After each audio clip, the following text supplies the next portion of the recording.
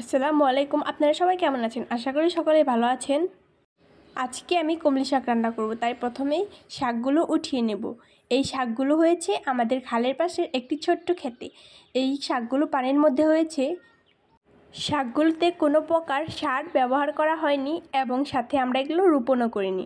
এগুলো এমনিতেই হয়ে রয়েছে, তাই ভাবলাম আজকে তুলে রান্না করি।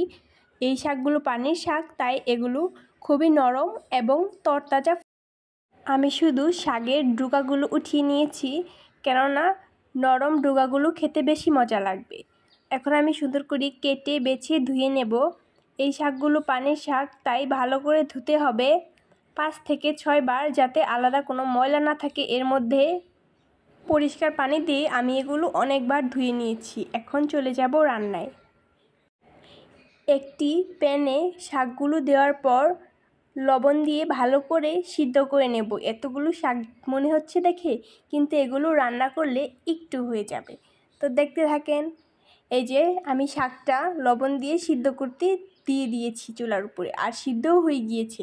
এখন আমি এটা বাগার দিব। শাকটা একটি বাটিতে রাখার পর প্যানে পরিমাণ মতো তেল দিয়ে রসুন আর পেঁয়াজ কুচি ভালো করে ভেজে নেব।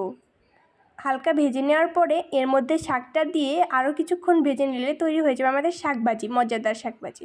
এটা প্রচুর পরিমাণে ভিটামিন আছে। শাকে তো এমনিতেই ভিটামিন আছে, আর বিশেষ করে কমলি শাকে সবসময় বেশি ভিটামিন থাকে। আপনাদের কাদের কাদের শাক পছন্দ অবশ্যই বলবেন। আমার কিন্তু শাক খেতে খুবই ভালো লাগে। এই যে আমার মজাদার শাকটি তৈরি। এখন আমি একটি থালায় উঠিয়ে নেব। শাকটা সিদ্ধ করার পর একটি ছাঁকনিতে অথবা হাত দিয়ে চিপে পানিটা ছড়িয়ে ফেলার পরে এই বাগারের মধ্যে শাকটা দিতে হবে। এখন আমি খাবো। কমলি শাকের পাশাপাশি আমি ডাউল রান্না করেছি, কচু দিয়ে মাছ রান্না করেছি, মাছ ভাজি করেছি, সাথে ফ্যান দিয়ে কাটা ইলিশ ভাজি করেছি, লেবু কেটে নিয়েছি। এখন আমি খাবো। আজকের মতো বিদায় নিচ্ছি। আল্লাহ হাফেজ।